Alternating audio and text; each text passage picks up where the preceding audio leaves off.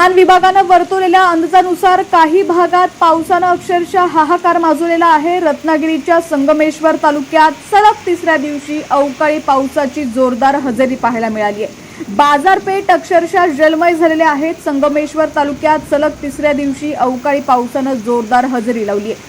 वादळी वारे, ढगांचा कडकडाट आणि मुसळधार पावसामुळे संगमेश्वर बाजारपेठ परिसरातील रस्ते आणि नाले तुडुंब भरलेले असून नागरिकांसह व्यावसायिकांची मोठी तारांबळ उडाली आहे। दुपारपर्यंत कडाक्याचं ऊन असतानाच संध्याकाळच्या वेळी मात्र अचानक वातावरणात बदल झाला आणि वादळी वाऱ्यासह जोरदार पावसाला सुरुवात झाली। अचानक सुरू झालेल्या अवकाळी पावसामुळे संगमेश्वर बाजारपेठ परिसरातील रस्त्यांवरती मोठ्या प्रमाणात पाणी साचलं, तर नालेही तुडुंब भरल्याचं चित्र आपल्याला या ठिकाणी HPN मराठी न्यूज चॅनलच्या माध्यमातून पाहायला मिळतंय। अचानक आलेल्या पावसामुळे बाजारपेठेतील व्यापारी, दुकानदार आणि खरेदीसाठी आलेल्या नागरिकांची चांगलीच धावपळ उडाली आहे। काही काळ वाहतुकीवरही याचा परिणाम दिसून आलाय। दिवसा प्रचंड उकाडा आणि संध्याकाळी अवकाळी पाऊस अशा मिश्र वातावरणामुळे नागरिकांच्या आरोग्यावरती सुद्धा परिणाम होण्याची भीती व्यक्त केली जाते।